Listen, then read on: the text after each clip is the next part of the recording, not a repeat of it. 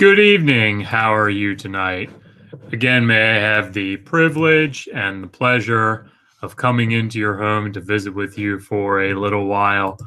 What would you like to talk about this evening on this anonymous telephone program? What subject is of concern to you? As you know, this is a program designed to offer you the opportunity to call in and to share your question, offer your comment on any subject whatsoever, because the Bible is the Word of God and therefore absolutely trustworthy and dependable and authoritative. In my role as host of this program, wherever possible, I will endeavor to relate your call to the Bible. But this is your program. We want to hear from you. And so, shall we take our first call tonight, please? Good evening. Welcome to Open Forum. You now have to explain that to everyone who's never seen Open Forum. So if people don't know, hey, let's see, who can guess who that was? Who can guess in the side chat?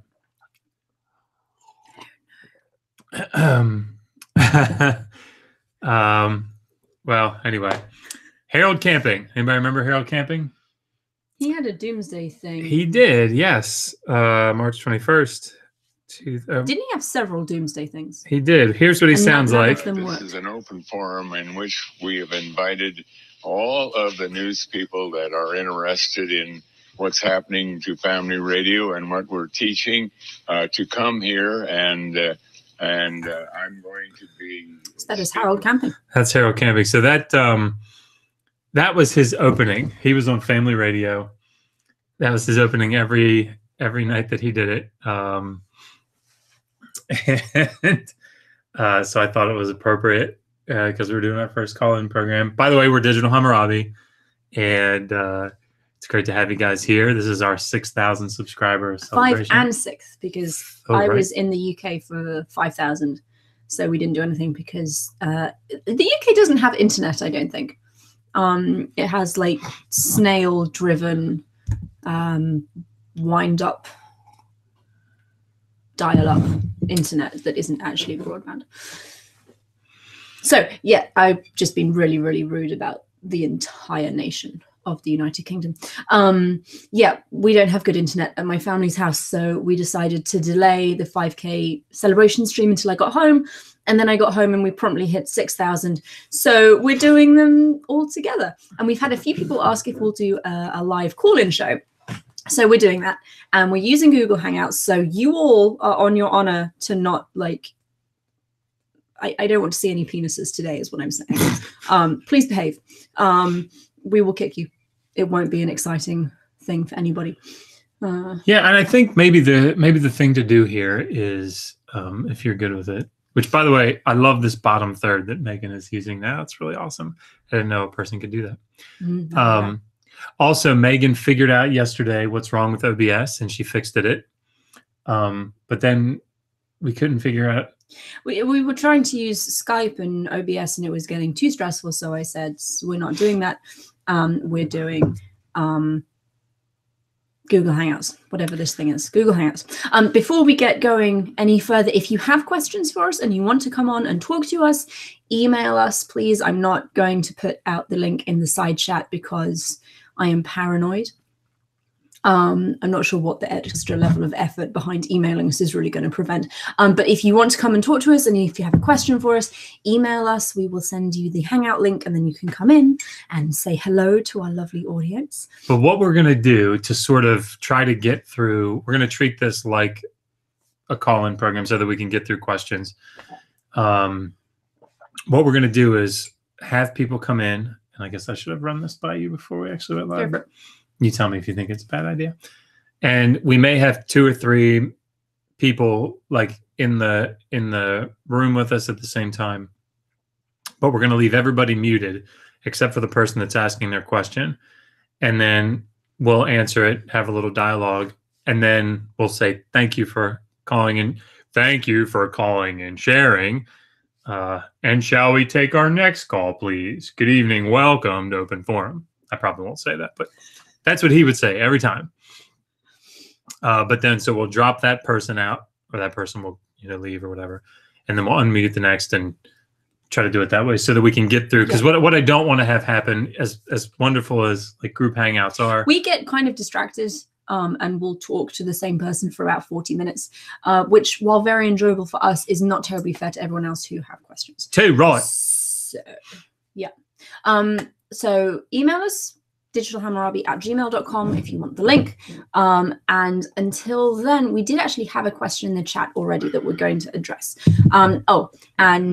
Someone did ask if there are certain kinds of questions we're open to. All questions. It can be relating to the ancient world. It can be relating to Josh's favorite foods, my preferences on flowers. I don't know why you'd ask that, but go for it. So yes, all questions. It doesn't have to be biblical or ancient history. Really, whatever you want to ask us is cool. So Simon asked, said he's getting into learning how to read cuneiform, and was having problems in detecting and matching cuneiform signs on photographs of tablets to hand copies, to the signs drawn by researchers. Do we have any tips for that? I have no tips except to say that that is an incredibly difficult endeavor, and I'm very impressed, and good luck. Until you get more experience, it might be better to try and stick with like hand drawings of tablets, because they tend to be clearer. The problem with cuneiform tablets is you often need to like move them to get better lighting. Photographs aren't always terribly well taken, which can be really difficult when trying to read. Josh, you've actually got some experience with this. Yeah. So do you want to send? Yeah. So a couple of things so that everybody knows what we're talking about. Cuneiform tablets, if you haven't watched our videos, cuneiform tablets are made out of clay, generally speaking, and you take the edge of a stylus and you press it down into the clay, and it makes 3D wedges. Right? So it's much more conducive. It's a lot easier to read when you have the actual tablet, because you can, as Megan said, have light. Light can hit the tablet, and you can kind of rotate it in your hand a little bit to try to let the light hit at different angles.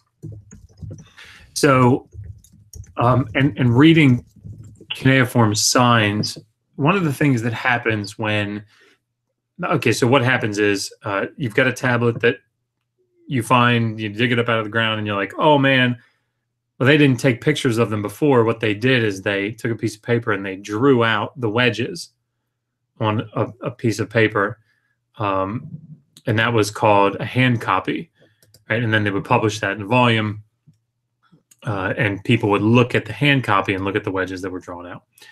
Okay, those are a lot easier to read because it's very clear. The person is trying to say, this is the shu sign, this is the ein sign, whatever. So it's, and they tend to, if they're going to tend one direction or another, they're going to tend to make the shu sign look like a shu sign, even if it doesn't necessarily look really like a shu sign on the tablet. They're going to try to make it look like one, just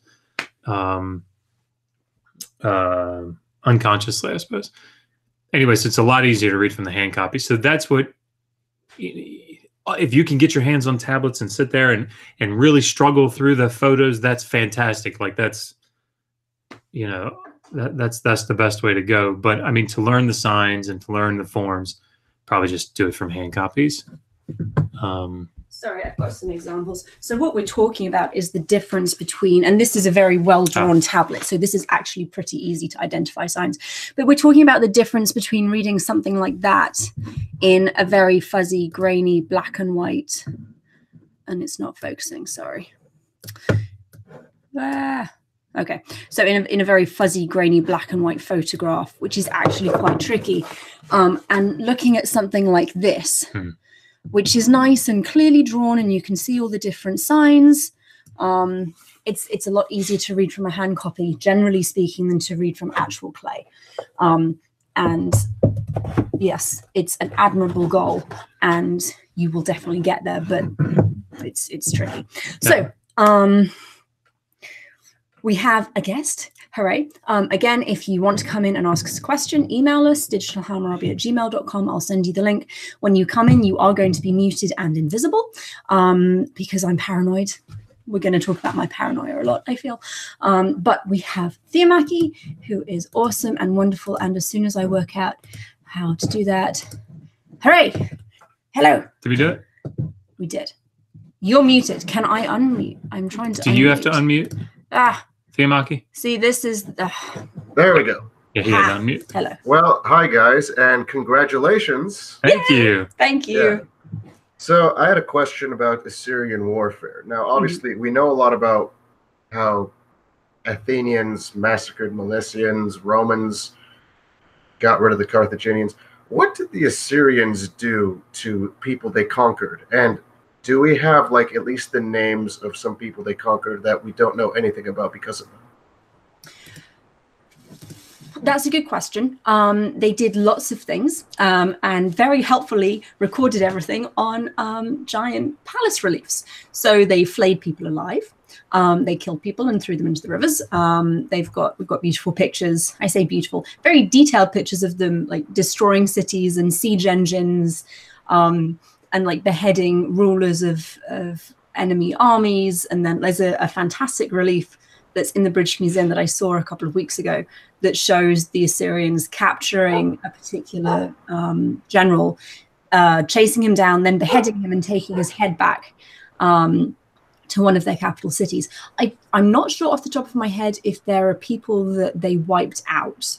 So people that we have the name from maybe the Near Assyrian annals, but don't have any other evidence for them because they were completely decimated. Do you?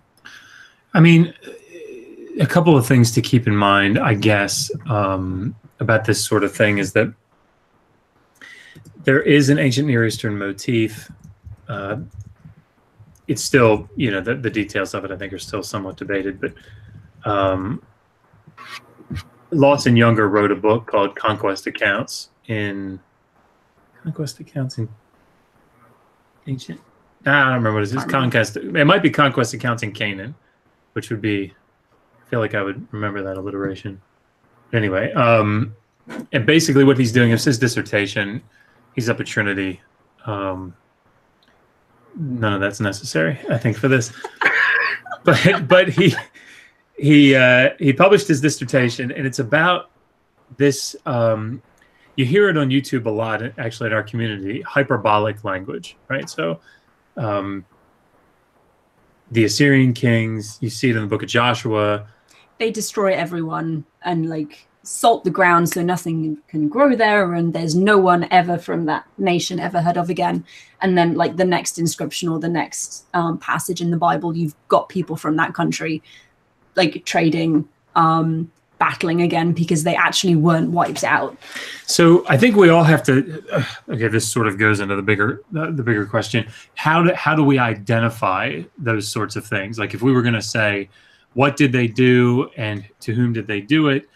I'm pretty confident that the flaying alive and beheading did happen. Yeah, but I mean, so maybe in a broader sense, we have to ask ourselves the question, and this is all about historiography, right? How do we do history writing? And I think we have to take what are our sources, and we have to identify what it is that they're doing, what is the genre that they're using, and sort of I don't know. I can't think of the word. Tease out. I'm going to say parse out. But parse, yeah. But tease out what's, you know, something like hyperbolic language and what might be the actual, you know, details. Because you'll have in these inscriptions, we know from other sources, two nations like Egypt and Assyria that are, you know, coming together and having this huge battle, and it's a stalemate. And each side says, we're the greatest, we wiped everybody out. It's like, Okay. Yeah. Sorry, I asked because, like, you know, I always read this motif when I read ancient sources, like from Rome and from Greece, especially how they wipe people out. And then, of course, I read some Egyptian stuff and some, you know, obviously Israelite stuff and stuff. So my question is, do we have people that we kind of just don't know anymore? Because like the Romans, they got rid of a lot of cultures either by neglecting their culture or just, you know, destroying them. None that I know of.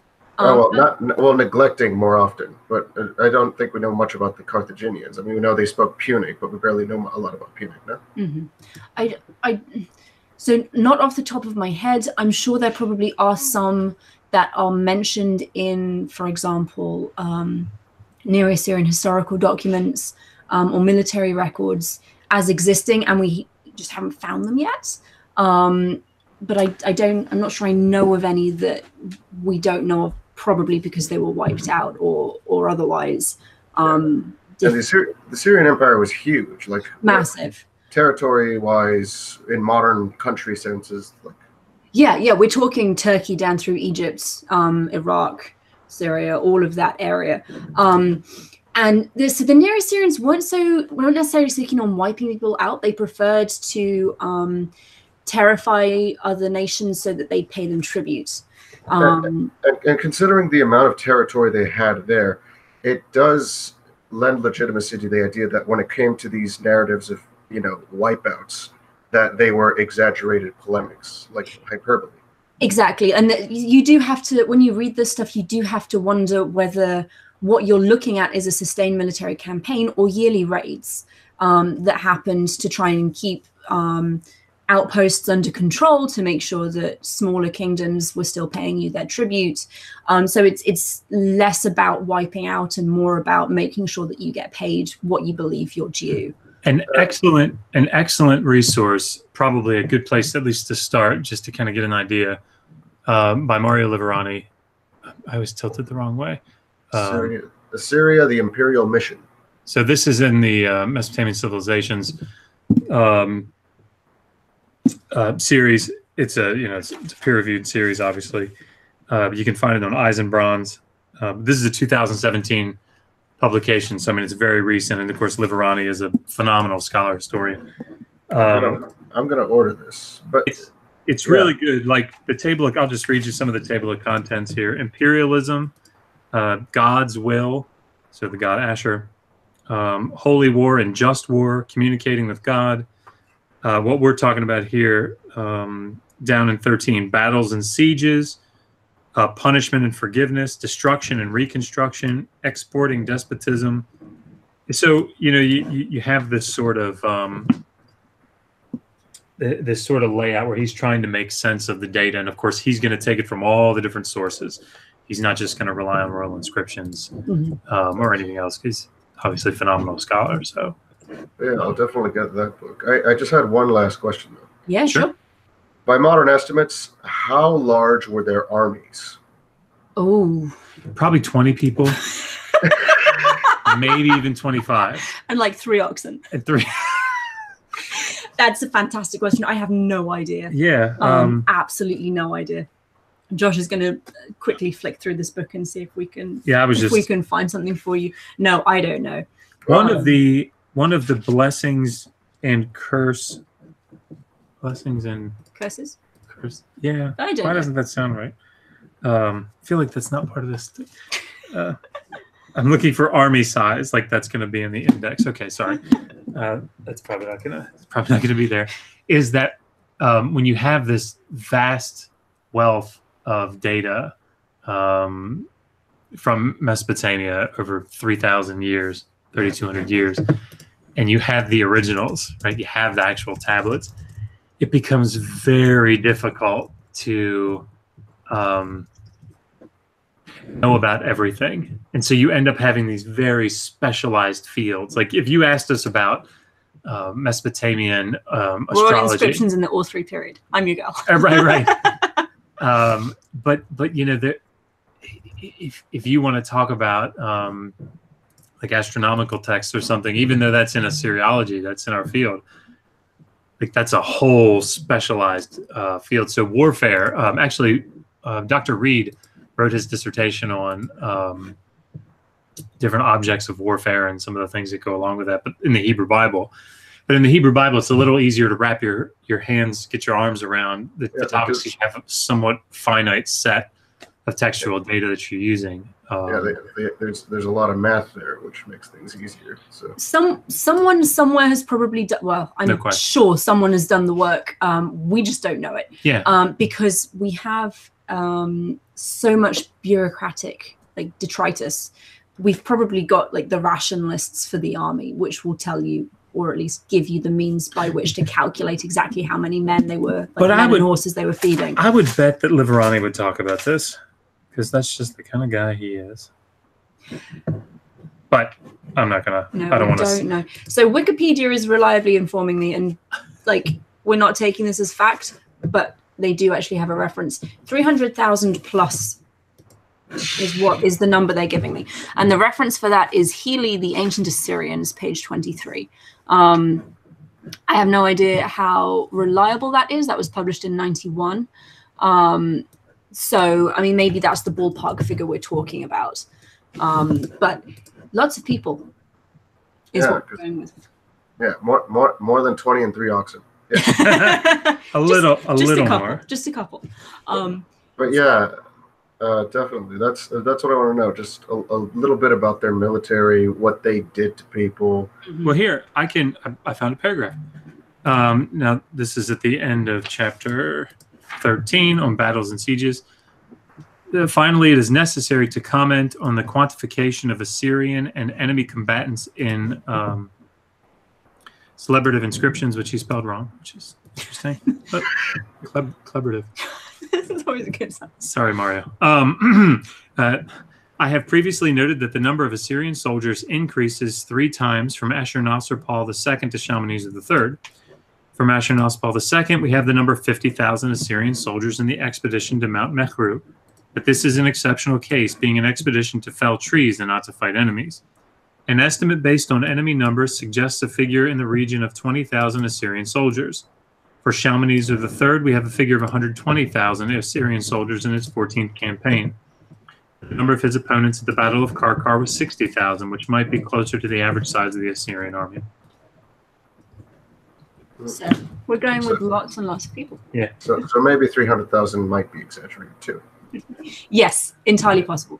But yeah, everybody was a show off. Everybody, like it doesn't change. Everyone from the ancient Near East to like the skaldic poets in Norway. Why did I say Norwegian? But yeah, congratulations, you guys. This Thank you very much. And I'll definitely get that book, despite the spelling errors. I'm sure that's the only one. To be fair, English is not his first language. That's true. So we can't hold the spelling error against him. It's entirely possible that was an editing mistake. Indeed. But thank you very much for joining us, and I'm going to kick you out.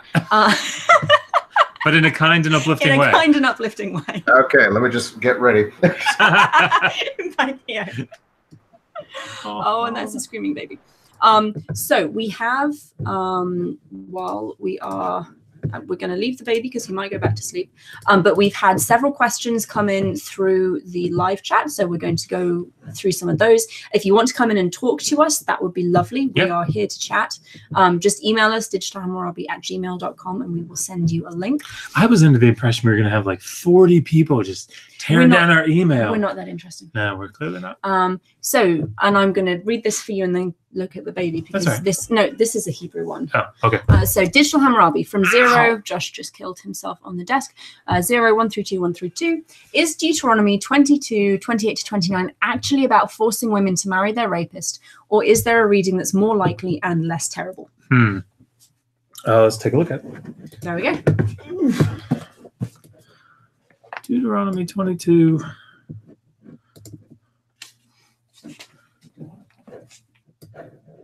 To 29.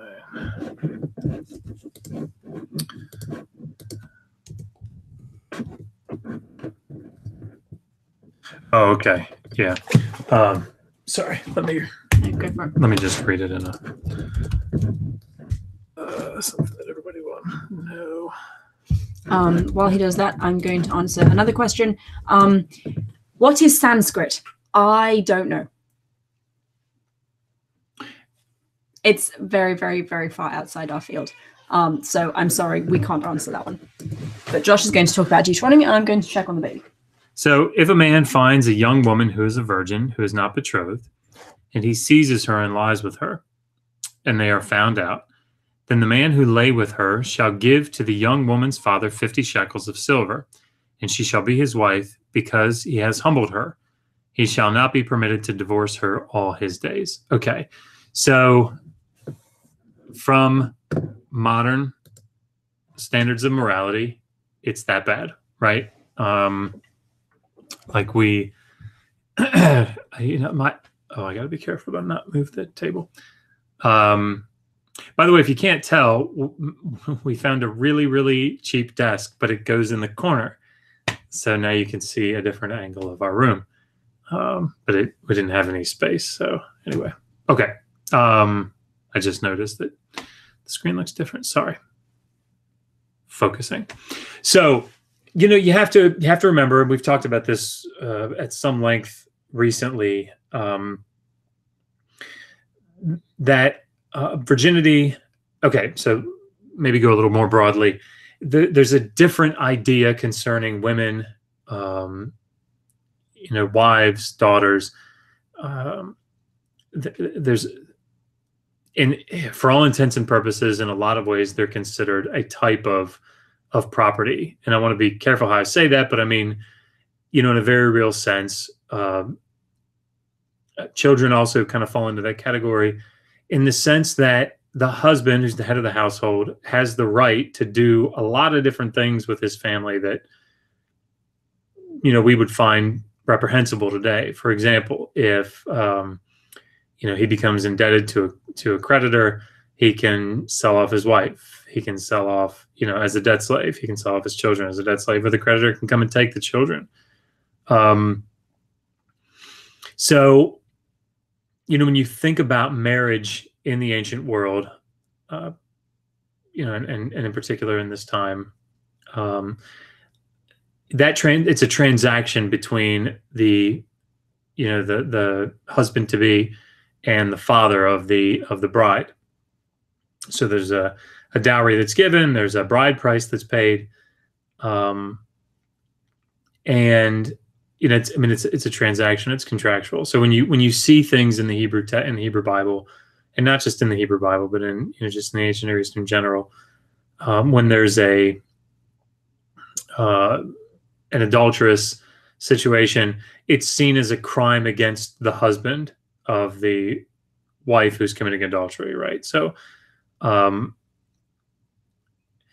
so in that sense, a woman's virginity is something that is very valuable to the father, right? And so in the text here, if a man finds a young woman who is a virgin, who is not betrothed, right? So she's not betrothed to somebody, and he seizes her and lies with her, and they are found out.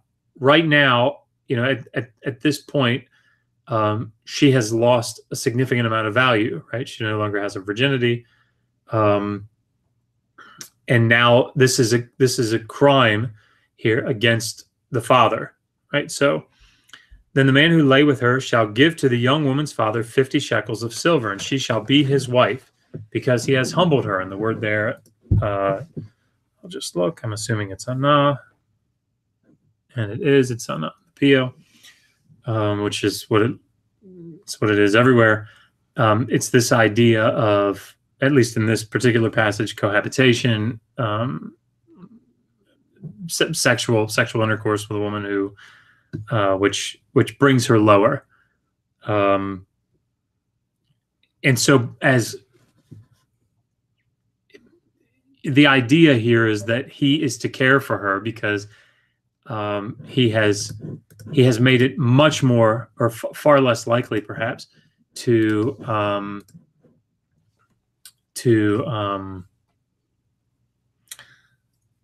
made it much harder for her to marry, right, at this point. And so this guy has to care for her. That's the idea. He has to care for her. And again, by modern standards, that sounds really bad, and it is really bad by modern standards, but this was the way of life. This is what was considered normal back then. I hope I answered that. Does seem to be. So Noble Athenian said, "Are you going to do a show on what you saw at the British Museum, Megan?" Yes, I am. Give me some coffee. Okay, good. Yes, tea. Thank you. You're welcome. I took loads of photos and some videos. The video footage isn't great because there were people there and they were really inconsiderate of the fact that I run a YouTube channel and I was trying to get decent footage, and they kept looking at things and getting in the way, which is, I mean, there's nothing I can do about that. But I do have some video and some still photography. And I've also been talking to one art historian who also went and talking about possibly doing a collaborative video with other Assyriologists and getting their perspective on what they saw and what they thought worked particularly well, which I think could be very interesting. So that is kind of in the works. I'm going to take the opportunity to say that my involvement in Digital Hammurabi is going to be ramping down for the foreseeable future. I really need to finish my PhD. And much as I love doing this, it's quite distracting because it's much more enjoyable than sitting and writing for like 5 hours a day. But I need to do the writing quite urgently. So I don't know when that video will be done and when I'll be able to publish it, but there is something happening. It will be published at some point in the future, but I don't know when. We have another Hebrew question. So I'm just going to go through the questions I can answer when Josh gets back with tea and coffee. He will go through the more specific ones because I've taken Hebrew, but I don't have his level of knowledge. Nick J is asking, what would be your most recommended books in Babylonian and Assyrian history? That's a really good question. There are actually a couple of really great kind of general history books, and I will try and remember to put their links in the description box. But Mark van der Meerop's A History of the Ancient Near East is excellent. That's on Amazon. I think it's only around $30. And Amelie Kurt, let me just check the title of that.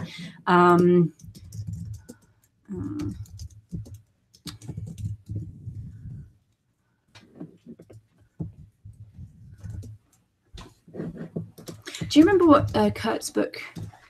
Emily? Yeah. The Ancient Near East, 3000 to 330. So this is a bit more expensive. It's a 2-volume set, but is an excellent resource if you are interested in the history. Did I see some super chats? Maybe I haven't made my way to it yet. Okay, so here we are, and this is the History of the Ancient Near East by Mark van der Meerop. It's only like $15 or so. But those are two that I would recommend. Amelie Kurt especially covers Egypt as well as Mesopotamia. Van der Meerop focuses more on Mesopotamia. His is, I found it easier as a general read. Kurt feels a lot more like a lot more reference book. It is a lot more Kurt. I apologize profusely. So either of those are fantastic. I'd highly recommend them. Do you want to answer a question, or are you going to be heading out for tea and coffee in a second? In a second, but I thought I saw a super chat.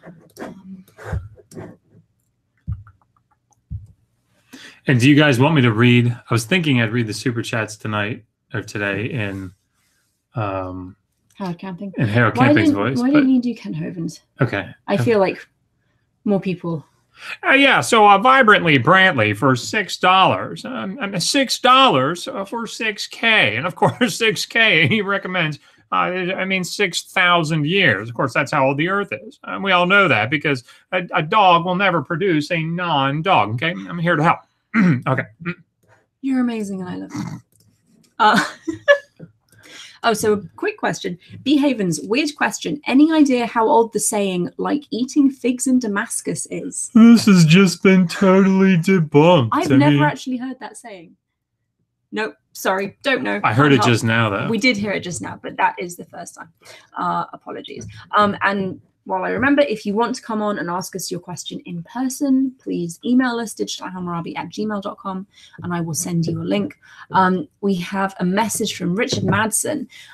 Doctors Nearly Megan and Josh. In cuneiform imprinting, do individual or groups of marks, depth or lightness indicate emphasis that we know of? So deeper imprints for a symbol equals a greater importance in the sentence. Thank you both. I really appreciate your work. Thank you for the question, Richard. I don't know. No, is probably the So epigraphic studies, I don't think have been done on depth of symbols. That being said, I've never seen in a tablet where the depth of a symbol has been significant. They tend to be pretty uniform, Mm-hmm. generally speaking. So you won't look at a particular word and it's like far deeper or shallower. Tell them I'm talking about scribal education at some point. Oh yeah, you won't see a sign really that's deeper or shallower than the others. That it counts for clay or inscriptions on stone. That they do seem to have a very uniform depth across a tablet. That's not to say that they don't maybe vary by scribe, but I haven't researched that, so I don't know for certain. And Josh is going to do a video about scribal education at some point. Excuse me, it's something he did a lot of research into for his PhD thesis. And he finds it very interesting. And it's something that people are, I think, generally interested in, because scribal education is just, it's fascinating. I love it. I'm just going to see if we have any more questions. Elisa for Truth, yes, Josh is an Assyriologist and does have a PhD in Assyriology. A couple of people are saying, if you are watching and you like, please click the like button. That would be fantastic. And let me go back to my little question list. Oh, that's another Bible one. Donna Noble. I heard lately the oldest known author, guess that means by name, was a female Assyrian or Sumerian poet, but I could not verify via Google. Yes, her name is Enheduanna. She was an Akkadian priestess, princess, daughter of a king known as Sargon the Great. I always used to say she's definitely the oldest known poet. Or oldest known author. The problem is that the work we have from her, like with her name on it, is much, much later, which doesn't mean to say that she didn't write it or that she is not the oldest known author, just that it's a little more complicated than saying she definitely is. It's like someone discovering, I don't know, a book of William Shakespeare, like a folio of William Shakespeare's work that's been copied down for like 200 or 300 years, and it's his work and it's got his name on it, but you don't know for certain that he actually wrote it. But that's a really long, complicated answer. Yes, for the sake of simplicity and because it is generally accepted, Enheduanna is the oldest known author.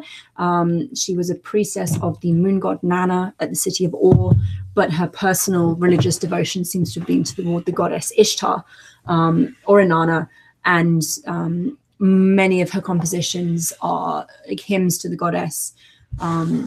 She is credited with writing down the myth Inanna and Abic, in which the goddess destroys a mountain because it refuses to bow down to her, which really tells you everything you need to know about that particular deity. Nana's spouse was Boo Boo. I don't get it. Nana, Boo Boo. I forgot. You're British? I am British. Sorry. People are commenting on our lovely painting. Oh. It's awesome. I did it myself. It's my favorite print in the whole world, and Josh bought it for me as a present when he was in Germany, which was really, really nice. So we have a bunch of questions that are Josh specific, so we're going to go through some of those. If you want to come on and ask a question yourself, email us, digitalhammurabi@gmail.com. I will respond and send you the link to the Hangout. If you don't want to talk to us, I can't really say I blame you. Just put your question in the live chat and I'll catch it. So, Iron Charioteer, Digital Hammurabi, is there any merit to the story of Jesus, Yeshua, being a rewrite of the first ruler of Judah, Josiah?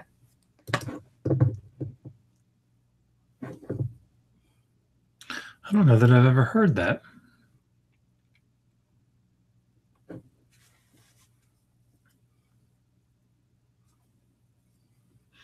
So Josiah, the thing, so that everybody knows, Josiah in 621, this is the 18-year-old, maybe the 8-year-old, depends on where you read it, who the priest goes in and discovers the book of the law in the temple and brings it out, and Josiah hasn't read, and they say, "Oh my gosh!" And he does these great reforms that bring down all the high places that are in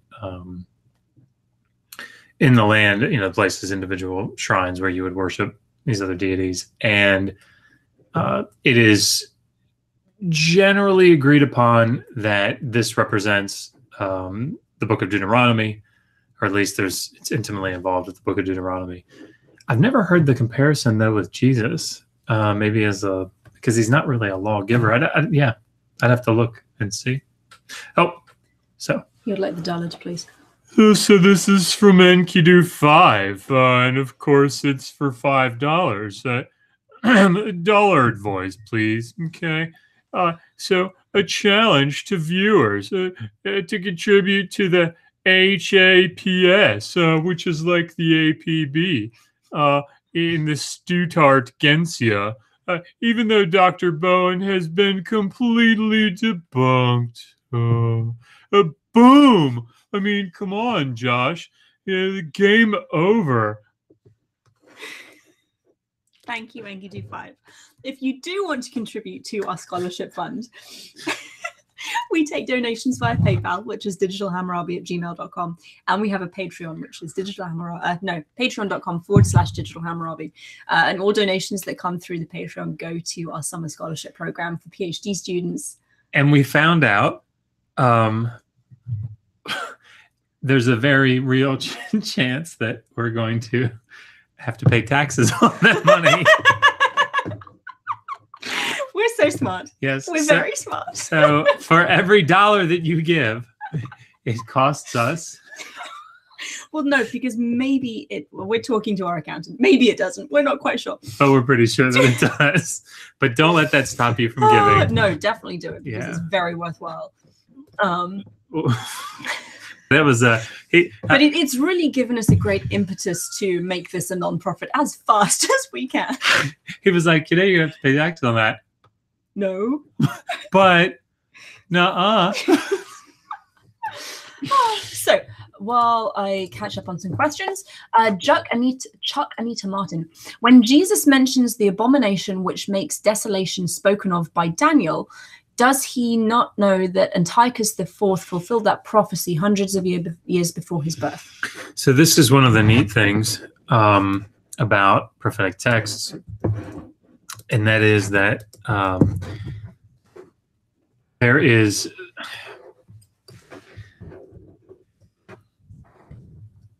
about it a different way. We think of texts very differently today than they would have thought of text back then. So we take things like authorship and original intent. We take those things very seriously, right? That wasn't really the case in the ancient world. So if you look at some of the New Testament prophecies, for example, you'll see that they take some of these things, the gospel writers take some of these prophecies way out of context. And you say, that has nothing to do with what was being spoken of there. Isaiah 7:14 is an example that a lot of people have heard of. It's clear enough. Isaiah 7:14 is a very clear fulfillment, right? It had to in its context. It wouldn't have meant anything in its original context had it not had an immediate fulfillment or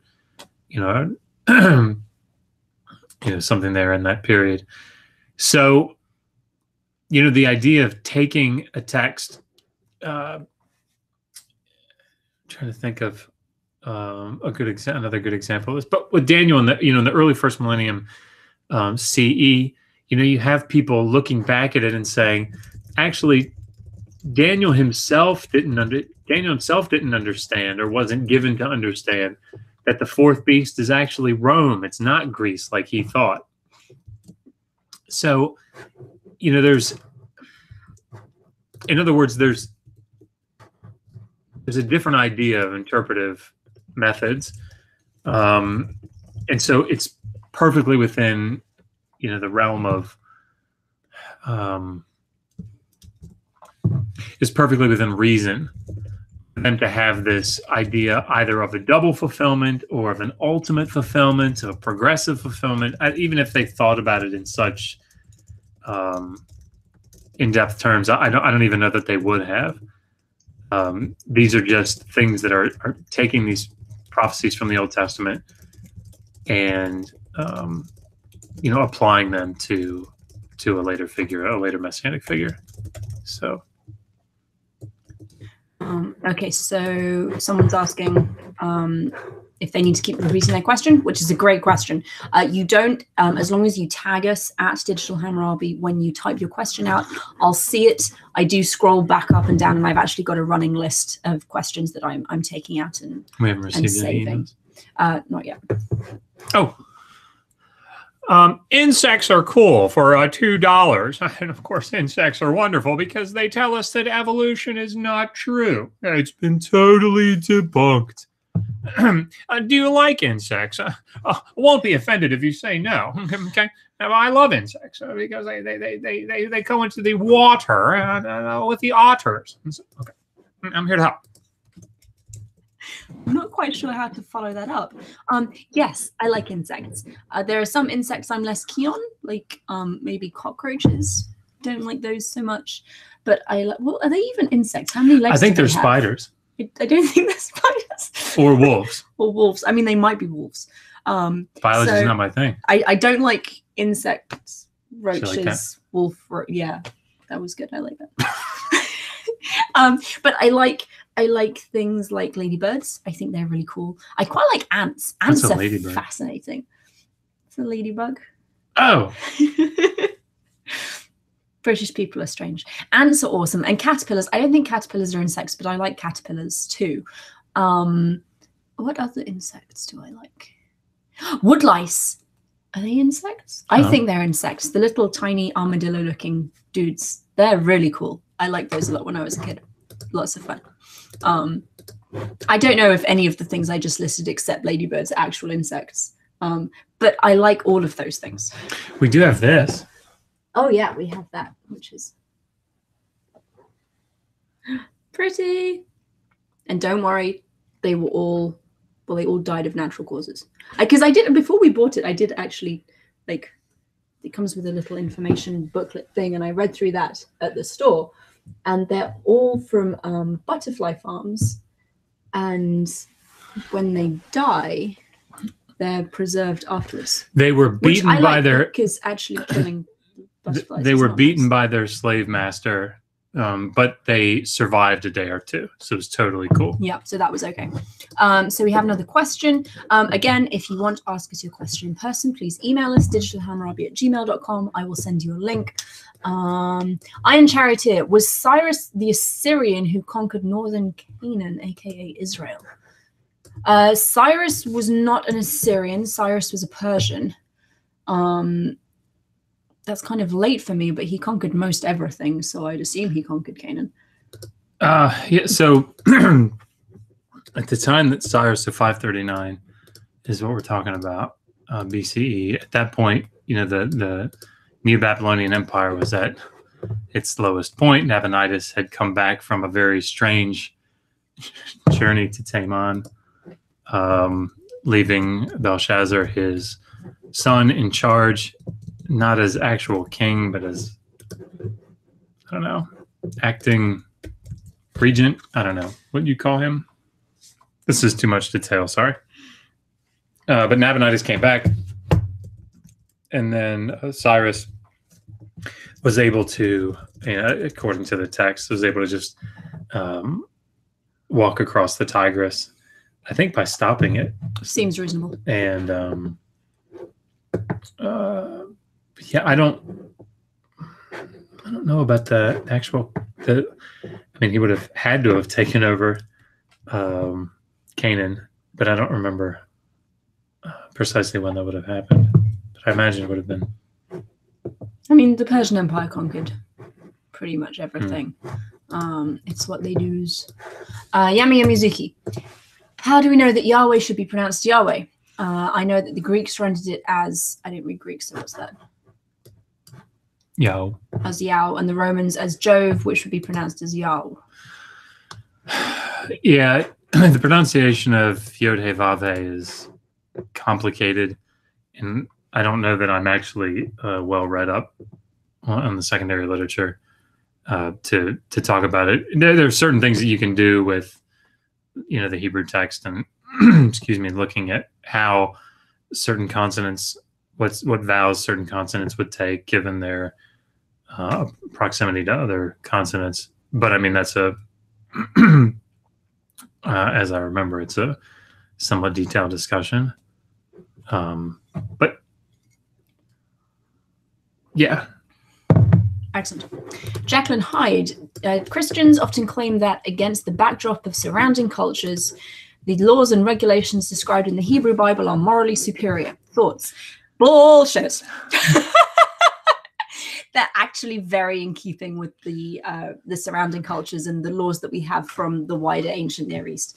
They're not particularly special or more lenient or morally better. You can find parallels in several places. Yeah, I mean, some of the things that I think we should consider in this conversation. Not that I've had this conversation recently. Sorry, I should have taken that sip while you were talking. A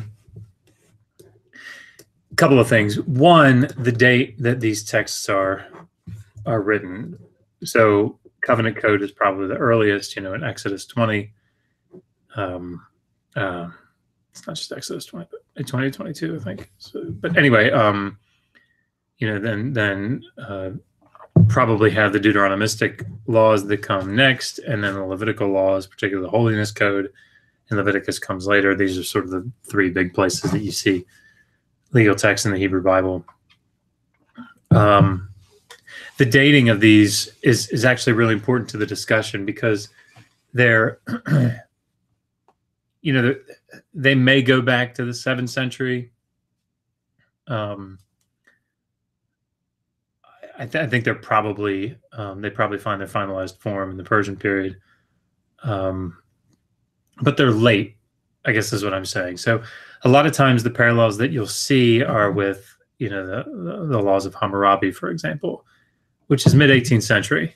And the interesting thing about those parallels, and again, I'm not a legal expert on either ancient Near Eastern laws in general or on laws in the Hebrew Bible. If you want a really good resource to just see legal practices in ancient Near East, look at Westbrook's edited volume.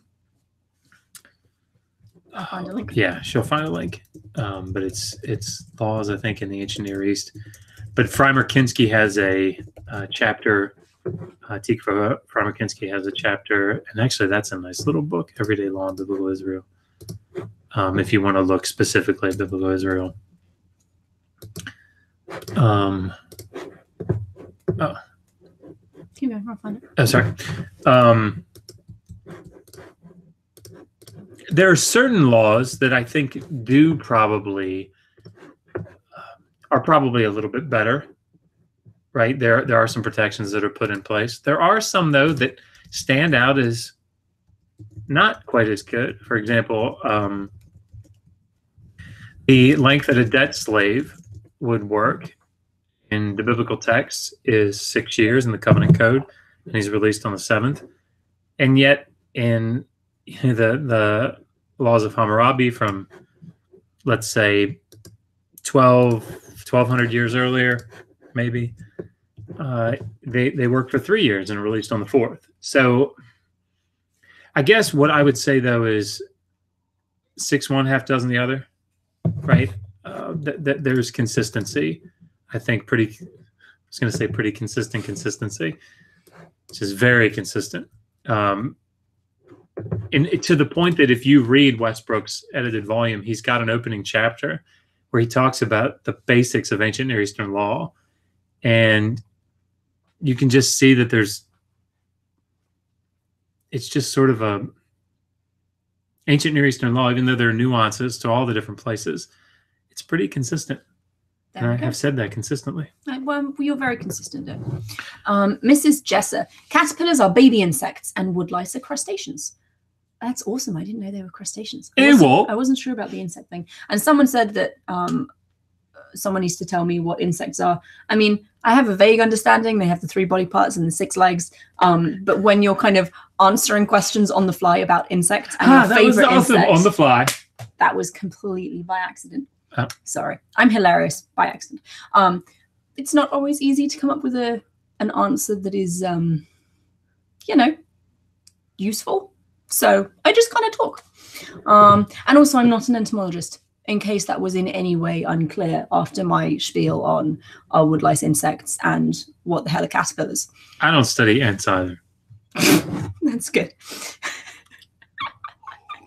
So we have another super chat from Noble Athenian. Now, Noble Athenian for £4.99. No question. Just a... Oh.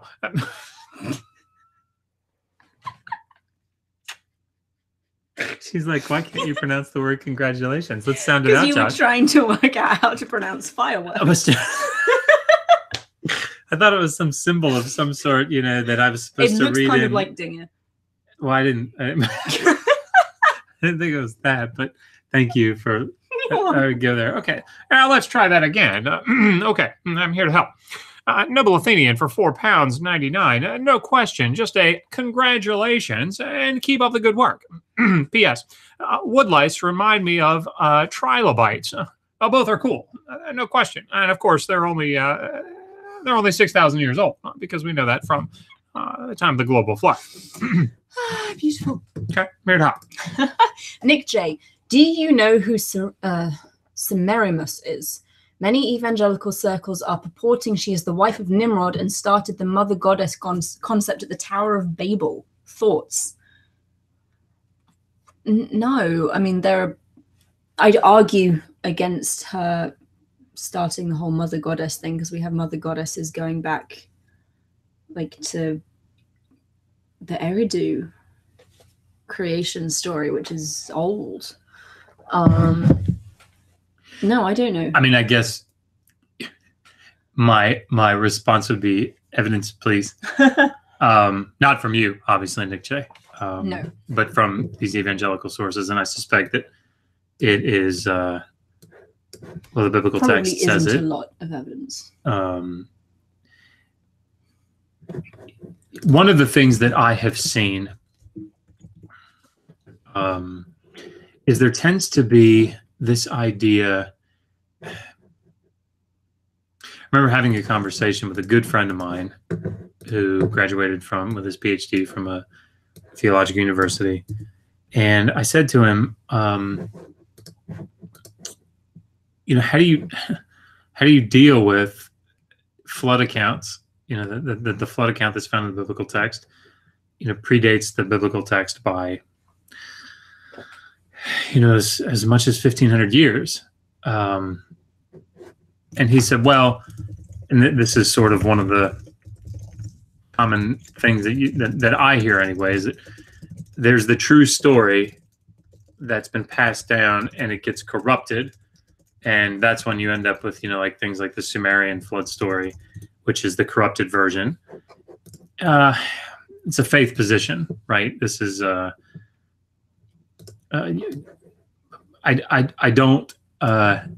have yet to see any evidence of that sort of thing. So I would like to see the evidence, I guess is what I'm saying. There we go. Bong Dark says, any book about Mesopotamian costumes? I did have a quick look and there is one on Amazon, but I haven't had a chance to actually research who it's written by and whether it's reliable. I'll put the link in case you want to check it out anyway. It's only $12 or $13. I feel like it's something that probably has been written on and I'm just not aware of it. Clothing. Yeah. Again, one of those other specialized. Yeah, that's very. Boy, where would that fall? Oh, you know what? I bet it's an RLA. Probably. RLA. That's kind of tricky to navigate. Too right. Yeah, I don't know. I mean, I put that book in the comment section. I would hope that it's got something useful, but again, without actually going into it is quite difficult.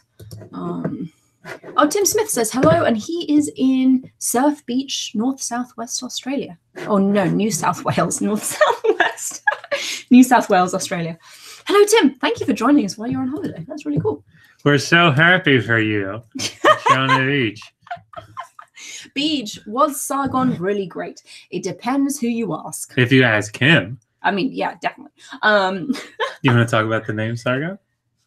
Shahrukeen. Yeah, so his name means the king's legitimate, which suggests and he is so legitimate. So legitimate. That he cannot quit. Yeah. Which suggests that maybe he wasn't as legitimate as you would like you to think, and he was a usurper. Usurper? A usurper. I'm not sure what just happened. So I think he's pretty great. The people he conquered probably would not agree with me. He's credited with being the first ruler to unite northern and southern Mesopotamia into one unified kingdom. Unite and unified. See, this is what happens when you speak on the fly. You make a mess of your sentences. Yeah, so he definitely did some really cool stuff from a historical point of view. The Babylonians that he conquered probably weren't all that fond of him, generally speaking. And actually, one of the things that is argued about Enheduanna, Sargon's daughter, is that she was put in place as part of an attempt by her father to kind of placate the Babylonians by putting his daughter in charge of their like main cult. It's not only a control thing, but it's also a way of recognizing and honoring the importance of the moon god. Yeah, so he probably would say he was great. I'm not sure everyone would agree. Trevor Lunn. Sitting here looking at my Megan Drawn Ashurbanipal poster and companion cup, I remember that I was a subscriber when you were both still non-entities. You were, and you are a constant in our live streams, and it's always a joy to see you. Are we an entity? I mean, we're the Borg, I think, if you are. Sincere congratulations on 6,000. Thank you, Trevor. It's always nice to see you. Richard Madsen, were there different qualities of clay indicating anything of import? Not that I definitely know of. My gut feeling is that different clay qualities would be related to maybe the social status of the people doing the writing. So I would, and again, this is conjecture, I haven't done any research into this, but I'd hypothesize that the tablets found in, for example, Ashurbanipal's library were probably of a much higher quality clay than receipts found in a merchant's archive, but I don't know that. Now, it's slightly, it's in that arena. If you look at, in the study of the Philistines, there's a particular style of pottery called Mycenaean 3C1B. Is that what it is? Yep. Is it? Yep. Wow. You're just making that up, aren't you? The yep part. There's 3C1, A, B, and C, and I think we're talking about B. Come on, somebody. And it was, something that was characteristic of Philistine culture in the late second millennium. And one of the things that you see is that they did chemical analysis on the material of the pot and found that it was from local pits, local, it's local material. And so they determined that these are not, because there was a debate whether these pots were traded, they were brought in as part of trade, but they would have still been made off to the northwest. But no, they're locally made, and so it was more evidence to show that the Philistines had actually taken up residency there in Canaan. So yeah, fantastic. Mrs. Jesser, what was the least and most historically accurate movie set in ancient areas that you've seen? Actual movies, not bad documentaries, cough, Ancient Aliens. So I have to make a confession. I haven't actually seen that many movies set in the ancient Near East outside of like the Mummy Returns kind of genre. I don't think I've seen any set in Mesopotamia at all. Independence Day. Apart from Independence Day and Trolls. Oh yeah.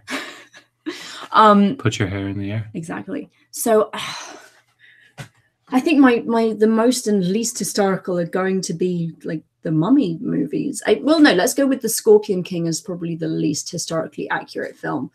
But The Mummy Returns is probably still not a great example because it has a mummy coming to life. And it's not set in the ancient Near East. It's just set in kind of modern day Egypt. Yeah, that's a really bad answer. I'm sorry. I don't have anything better for you.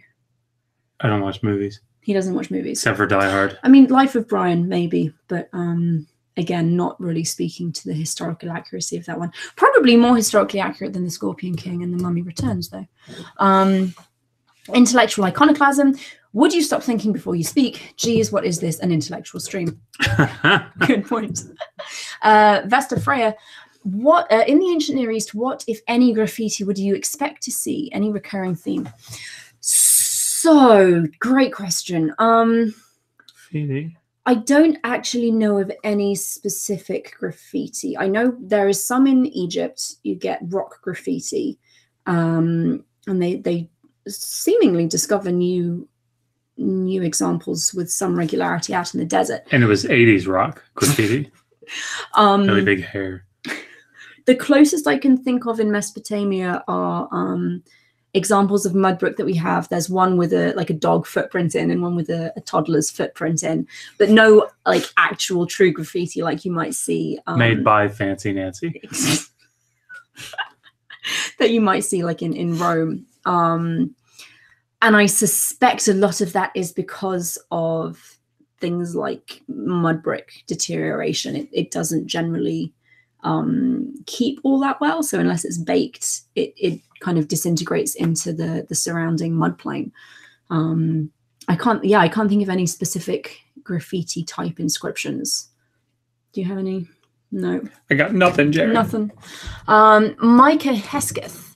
Dr. Josh, do you work in academia? If not, do you think that your education is valuable to your job?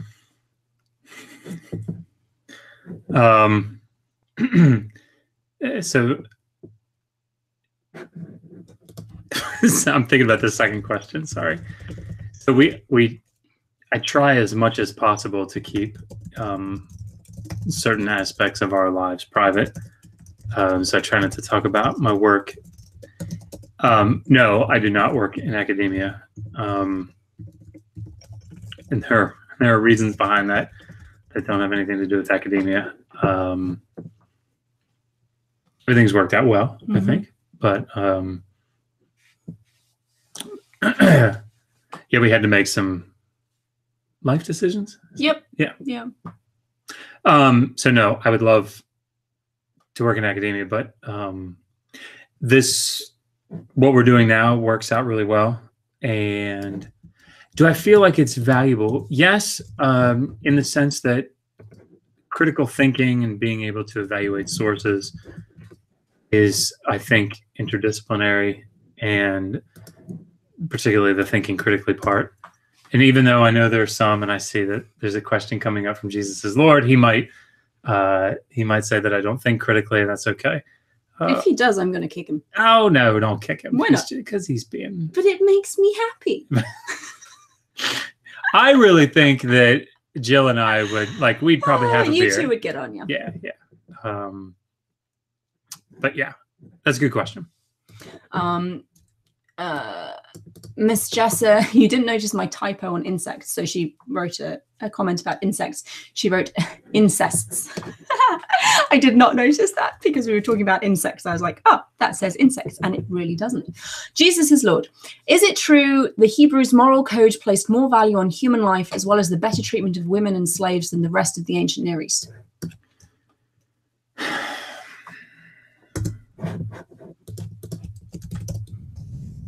Generally speaking, no. I don't think that they treat them any worse.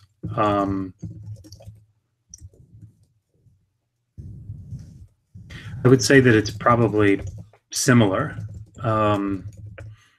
have to think about individual things. If you have like an individual aspect that you think where they treated them better, there are certainly stipulations that are put in place. For example,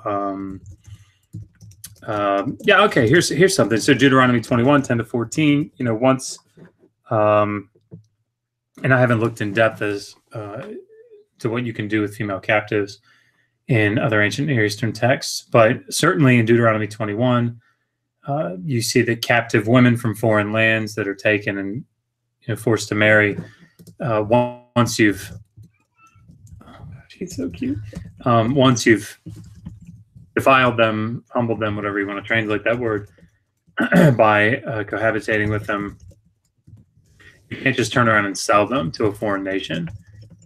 So, I mean, there are certain protections that are put in place. So, yeah, I mean, I think that's probably, I suspect that that's probably an elevated, it's an elevated aspect. That being said, on the whole, I don't think that, I think you would be disappointed if you went to the biblical text and thought, I'm going to show how wonderful the treatment of women is here. I think you'd probably be disappointed relative to the way that, for example, in the laws of Hammurabi, those are the ones that I'm just thinking of here.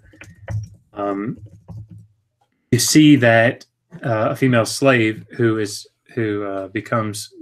the full status of wife, even if the master has another wife that's not a slave wife,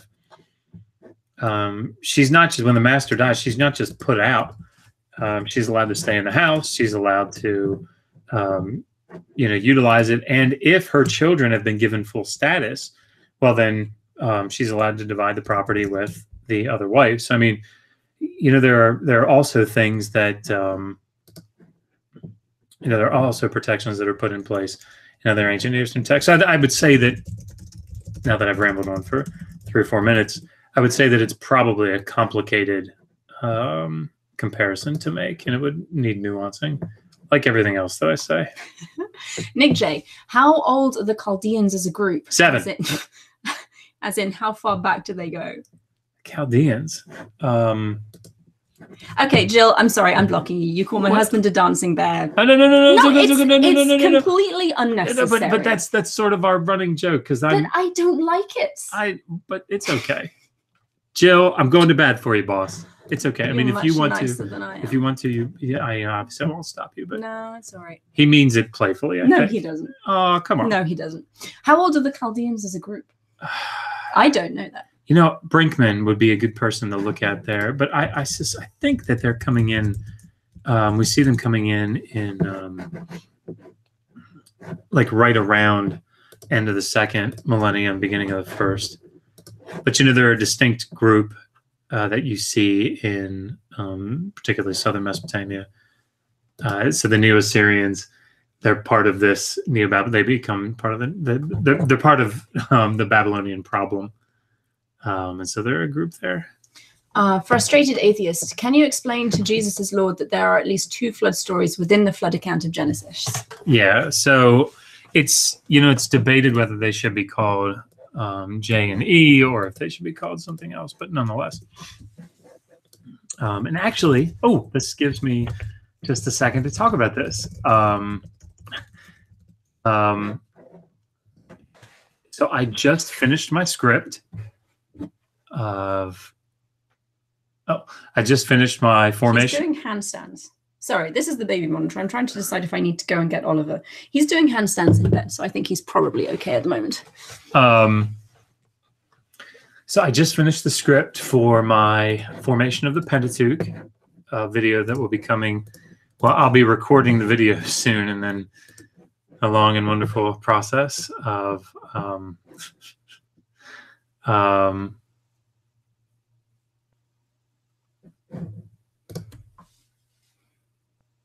okay, Jill, don't call me boy.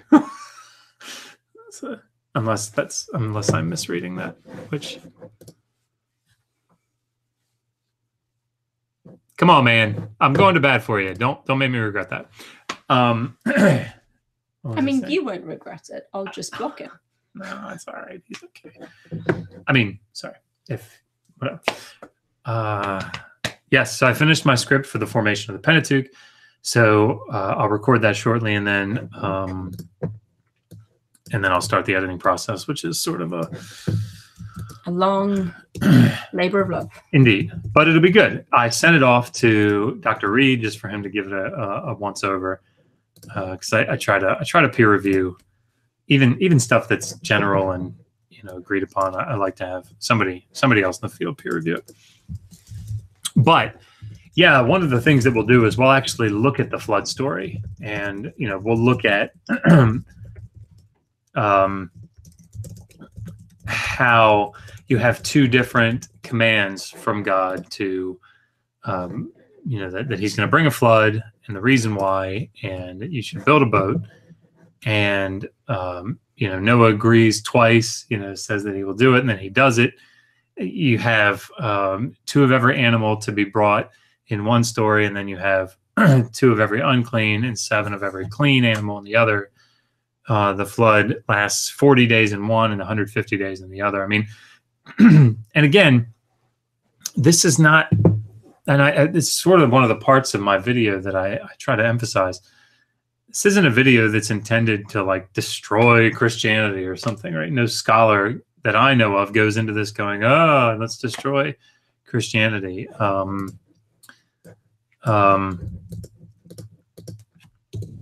It's just reacting to the text, right? We're reacting to the text, and what does the text show? Okay, sorry. What they're doing said, how old is Ur? Do you know of a time before that city-state? Ooh, Ur. 4th millennium? Yeah. I'd have to look. Go with 4th millennium. Let me look it up. Yeah, I mean, Uruk is the one that we always see. Yeah, as being the old one. I thought the Met had a good page on the city of Ur. Not that I can see. That's an excellent question. I'd say guess. Maybe 4th millennium. Either that or looking up an archaeological report. I can't be completely certain. Do we know of a time before that city-state? I'm assuming you don't mean did the world begin with the creation of the city of Ur. Yes, we do.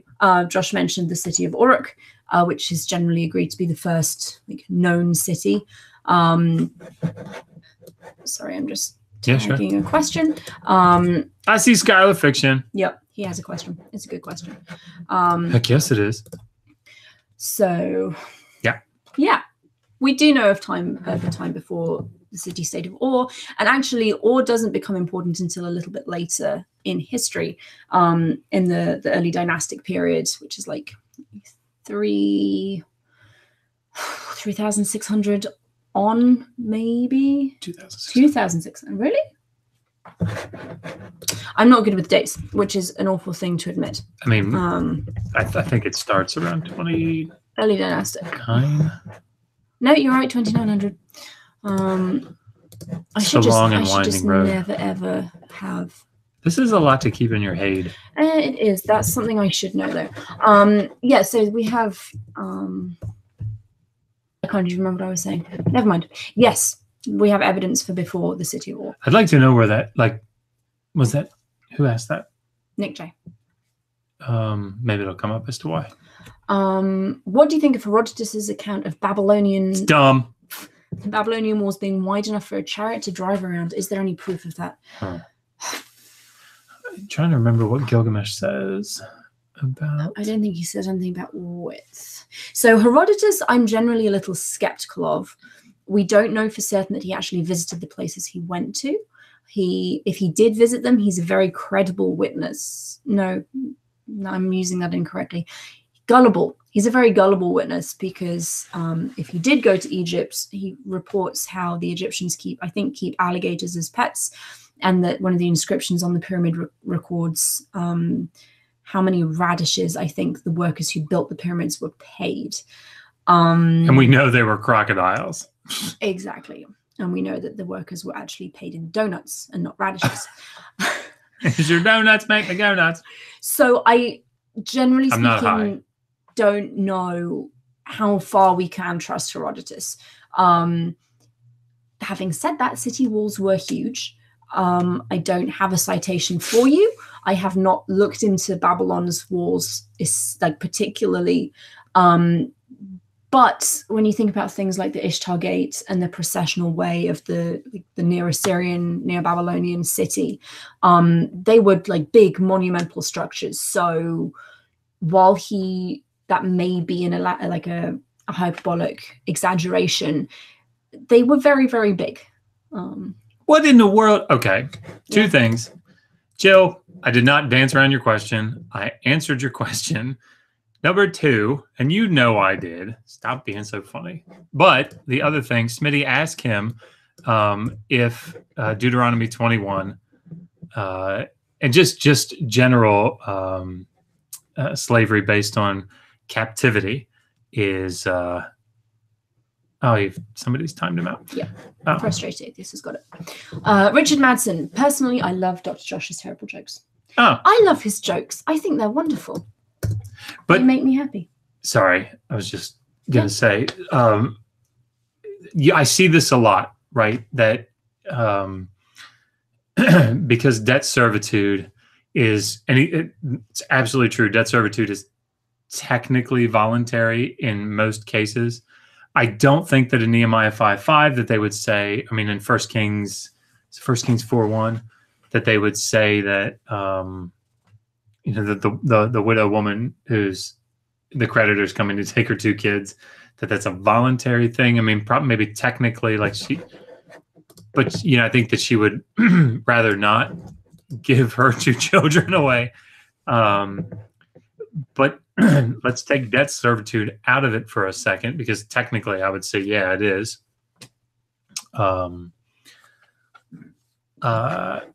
Technically voluntary, but captive slavery by birth. How would you handle those things? Because certainly they're not voluntary. They're captives. They're born into slavery. So. And actually someone is suggesting that Jill calls into the show. If you do have a question and you want to ask it of us, please email us digitalhammurabi@gmail.com and we will send you a link. Jill, that does include you. I promise not to talk to you because I am a woman and we both know how well that would go. But also anyone else who isn't Jill and would like to talk to a woman, please feel free to email us. I'll send you a link. Bondoc. I think that Jill is intimidated by women. That's what I think. I mean, maybe. I saw that the British Museum restored the color of Assyrian reliefs at the Ashbanapal exhibition. Is that accurate? And sorry for my poor grammar. Please don't apologize. English is weird and difficult, even when it's a native language. I think you're doing marvelously, far better than I would do in your language. Yes. I believe they are relatively accurate. A lot of reliefs still have some color from the original paintwork. Even if it's not necessarily visible to the naked eye, you can use different, like infrared. Infrared probably isn't the right spectrum. Infragreen, there we go. There are ways in which you can look at the reliefs, even if you can't see the paint with your naked eyes. You can look at them and examine them. Like this. Like that, to get an idea of how they would have been originally decorated. So yes, I would assume that the British Museum did their due diligence, had these examined properly, and reconstructed as accurately as they possibly could. And they did a fantastic job. The light show, so they have the reliefs on display, and they had a projector projecting colored lights onto the reliefs, so that you could. It started out just with the plain stone relief, and then it kind of like painted the color on. It was really, really cool. And again, I have video footage of that, so we will be putting that up soon. Theomaki for $5. Thank you very much, Theomaki. Chandice advice. Okay, he's here to help. A mug or shirt with the Babylonian map of the world. Also, what are your favorite foods? That's a great question. Megan, maybe I'll let you answer that because you're here to help. Favorite food? Seafood. Really, anything with shellfish or non-shellfish makes me very happy. You like lamb, though? I do. I also like lamb very much. Roast lamb is amazing, but I don't really have it so much. It doesn't seem to be as big a thing in the UK as it in the US as it is in the UK. What do I like? You like jambalaya? Jambalaya. I don't know if I have any Seinfeld fans out there. No soup for you. If you are, by the way, asking questions in the side chat, please tag us at Digital Hammurabi, because I can't promise I'll read every single comment. But if you tag me, then we will see it. Frustrated atheist. Do you all laugh to yourselves when you're in a discussion and people say, experts say, and then they get it completely wrong? It does make me snigger. Is Arm of the Lord also Jill? I haven't blocked him. And my name is Megan, by the way. I'm not Dr. Josh's wife. I'm Megan. Nice to meet you. Yeah, I haven't blocked Jill, so I don't know if that's him. So I mean, if you are Jill, I'm happy to block you if that would make you happy. It would make me happy. It would make several people in the chat very happy. If you have something to say, please do send us an email, come in and talk to us on the show. That would be awesome. But how do you deal, Jill, with, I mean, I disagree with you about what was done to captives, but nonetheless, because certainly today we don't take people that we defeat in foreign wars and bring them into our homes and make them serve us for life and bequeath them to our children. But what do you do with children that are born into captivity? And now we're going to stop talking about slavery. If you want to know more about slavery in the Bible, we have a whole video on that. Theo McKay says, lamb gyros are delicious. See, lamb, anything really with lamb is fantastic. That's what I like. What do you like? What's it called? Yufka. Yufka. Yufka Excel. Yufka Excel. I was in Germany on my Fulbright scholarship. Sorry. I stayed in Tübingen for a year, and I had a friend named Rado, who I hope he's watching. He's probably not able to, but just because he's got other stuff that's going on. But he's amazing. Oh, sorry. Once I've got him, would you? Oh, cool. Yeah. So he said, you need to, there's this Yufka place, and it's like, I guess it's like a gyro. But he said, you need to ask for the Yufka Excel. And I said, Excel. What does that mean? And he said, like extra large, XL. It's like as big as your forearm. It's the most amazing thing ever. They keep shaving the meat off. It's really incredible. Anyway, okay. Frustrated atheist. Digital Hammurabi. Oh, wait. I'm not sure we actually answered that one. Oh. Do y'all laugh to yourselves when you're in a discussion and people say, experts say, and they get it completely wrong? At least internally, I do. I always wonder who these experts are that they're referring to. But yes, it can be difficult. It's a good question. The Amberian Knight, Digital Hammurabi, would you ever do a collaboration with History Unsettled channel? I don't know if I know what that is. So maybe. Sure, why not? Let me do my dancing bear routine. That's for you, Jill.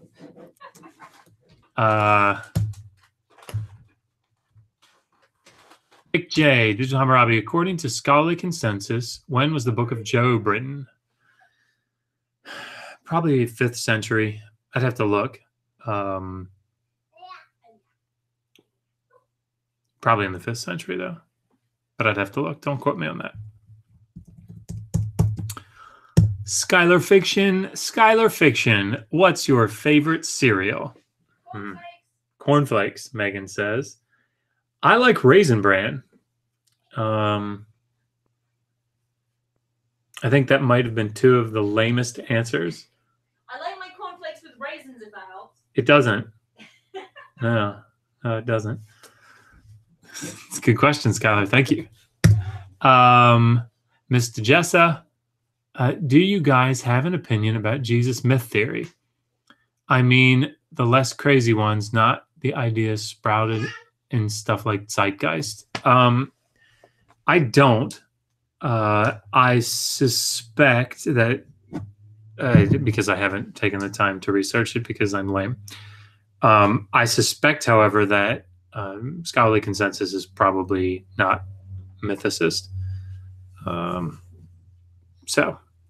no, I don't think Megan does either. But that's a good question, and I feel ashamed that I haven't taken the time to do that. I haven't really had the time, but okay.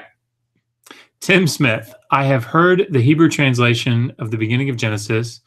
In the beginning, God created the heavens and the earth. Should be when God began creating heaven and earth. Do you agree?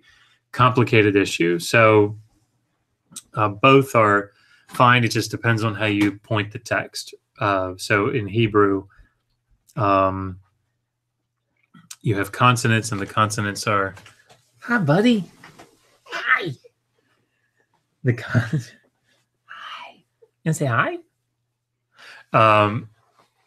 The consonants can be read and were originally written without vowel points. The vowels are points that go around the consonants, generally underneath. But so if you use different vowel points, you can change the actual meaning of the text. So yeah, either will work. And there are good arguments on both sides. You were saying Siri wants to help answer your questions. I haven't read the recent secondary literature on it to know what would be best in the text. One thing that I will say is the Enuma Elish starts with a dependent clause. So I mean, if I had to guess, I suspect probably when God began to create the heavens and the earth would be perhaps a slightly more likely. I don't know, but that's it. That's a good question. Well, look, if you're hungry, then eat. Okay. Oops. I skipped past everything. No. There you go. Oh. Really? No. Oh, no, this was the last one. Yep. That's what I'm saying. Go down. Oh, I see. Sorry. Sorry, Ms. Jesser. Okay. Napoleon emulated ancient Romans as an emperor. Some other leaders have done similar things. Did ancient people's leaders, you know, you should read. Did ancient people's leaders also emulate people before them? Yes. You have things like royal inscriptions that explain how a king has dug into the foundations of a temple to restore it, found the foundation tablets left by earlier kings, and they make quite a big deal of then restoring the temple as it had originally been, as earlier kings had done it. You do get some instances of what seems to be, I can't remember which dynasties they are. Did the Neo-Assyrians harken back to the Akkadian dynasty? Sorry, I was reading something. She's asking if you get leaders emulating earlier successful conquerors. Certainly. I mean, probably the best example of that is referring back to or emulating or holding in very high esteem third millennium rulers in the second millennium. Yes, so basically it does.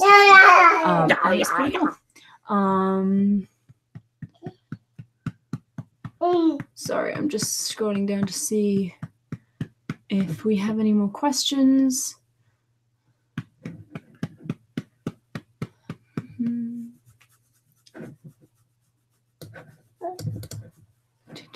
Sorry, this is very boring. Yeah. Yeah, so we doesn't look like we have. Frustrated atheist. According to the scholarly consensus, how adorable is Oliver? We did take him to an academic conference. He's been peer reviewed. He has been peer reviewed, and academic consensus is he's pretty damn adorable. In fact, he gets inquiries on Twitter from an academic that we met, Dr. Morad Kersel, who asks how he is. So she thought he was pretty adorable. Yeah, so he's going to hit his daddy in the face. That's a good idea. Just war when your opponent is putting humans. We're not giving him any more airtime. He's done. RR830. Jill, sorry. If you keep making these arguments, dude, nobody's going to take you seriously. RR830. Not a question. Just wanted to let you know I love your content. Thank you for sharing your knowledge. Also, Oliver is adorable. Thank you. We're glad to have you here. And yes, Oliver is amazing. Hi. Hey, he knows he's adorable as well. You can tell. Miss Dresser. Yeah, the consensus says Jesus was at least a historical figure. But David Fitzgerald makes some plausible arguments against even that. Interesting. See, that's nothing I've done research into either. It would be interesting to do some reading on. Flywire76, have you done a hangout with a mythologist, anthropologist, or evolutionary psychologist to discuss the development and evolution of myths? No. That actually might be something good for digital fiction, honey. He's too busy being beaten up by a child. Iron Charioteer says, how does Oliver respond to your Kent Hovend? I'm not sure. Let's try. Yeah, so what do you think about that? I'm here to help. And do you think that the Earth is... He doesn't like it. There we go. Doesn't like that at all. So sorry, Flywire76. We have not, but that is definitely something that could be done. Possibly not on this channel because it's a little outside of what we try and focus on, but maybe on Josh and Skylar's channel, Digital Fiction. We'll look into that, and if we end up doing it, I'll definitely publicize it. Theo McKee, are you teaching Oliver ancient languages? Not yet. We're still working on English. Although Josh did speak Hebrew to our oldest daughter for the first 2 years of her life. Yeah, but I don't know Hebrew. I have to read in English translation. Nick J, is there any evidence of a Jewish conquest in the Middle East? I don't know. Jewish conquest in the Middle East? When? I don't know.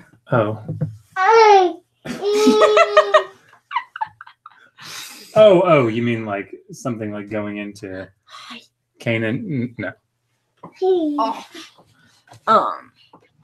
Steve Campbell asked earlier whether a Scrabble adaptation would help with learning Sumerian. What is one of Scrabble? Where you have all the little letter tiles and you arrange them to make words. I mean, grids. It would have to be in transliteration. Yeah, it would be tricky. I mean, I imagine. What are you doing? I imagine that any word game would help with learning a foreign language. But like, I don't know if Sumerian really lends itself to Scrabble. I don't know. So we have no more questions in the live chat. We have had no emails. So, I mean, Theo, thank you for coming in and talking to us. That was lovely. But if you have any questions, then pop them in the side chat. Otherwise, we will wrap up and go and entertain our child. Yeah, we may have to. He's going to smack you in the face some more. So actually, I'll give a brief update on HAPS while we're waiting to see if there are any more questions. We have raised $1 million. Not quite. Let me find the spreadsheet. Please don't raise $1 million. We will be broke. Broker. Theo, are you ever afraid that Oliver will try to read The Conquest of Ashurbanipal and try to rule the world? It's definitely possible. Definitely possible. It's not really a fear because I hadn't really thought about it before, but it is possible. How true is it that the original Hebrews were polytheistic? I don't know. Hebrew religion is not my thing. Yeah, I mean, definitely Israel religion. You know, you have the worship of Asherah and Baal. Yeah, I mean, there's no question. If you want a good resource, Richard Hess has a book on Israelite religion that's pretty readily available. Of course, I think Ted Lewis's magnum opus is going to be coming out hopefully soon. On Israelite religion. He is just a genius when it comes to. There we go. Sorry, I'm getting distracted. No, he's very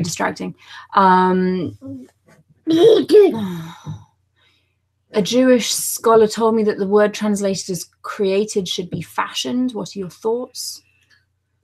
Sorry, where is it? It's Beach. A Jewish scholar told me that the word translated as created should be fashioned. Yeah, this is I'm assuming they're talking about the word bara. Well,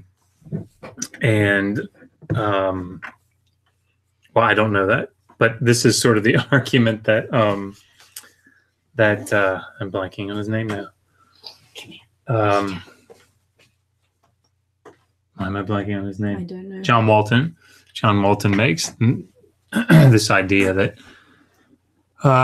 Genesis 1 is about organizing the cosmos, not creating it ex nihilo. And I think there's definitely organization going on, particularly at the literary level in Genesis 1, but I don't think that negates creative acts. So, yeah, I mean, I would say bara, if that's what we're talking about, is to create. Yatsar, however, is like to form or to fashion. Child. So I guess it depends on what word we're talking about. Arson Raptor, thanks so much for all you do. You're welcome. I've recommended you to others. What is your opinion on the alternative Egyptian chronologies? So you typed that as if it's a particular book, maybe. If it is a book, I haven't read it. I do know that Egyptian chronology is tricky and complex. Thank you. And not really something that I'm qualified to talk about, unfortunately. Godzilla John has let us know that God is God over computer viruses, which is cool. Glad to hear it. Theo, what's your favorite museum? I love the British Museum. I mean, I'm horribly biased, but the British Museum is amazing. I also like the Met, though. Yeah, I like the British Museum. There we go. The first place I was able to read a shogi inscription. So, do you think Oliver thinks to himself, "I am Oliver, king of the world, king of America," when he hits you, Dr. Josh? Probably. Or just this makes a really funny sound and then Daddy laughs at me. Okay, we're going to stop the questions now and wrap up. I'm going to give a brief update on the HAP scholarship, and then we're going to take Oliver to run off some energy somewhere. He's learning to walk, which is very exciting. Come here, buddy. But to date, we have raised, and that's money in the bank, $3,700 for our HAPS scholarship. That is just shy of enough to sponsor 2 students for the summer, which is amazing.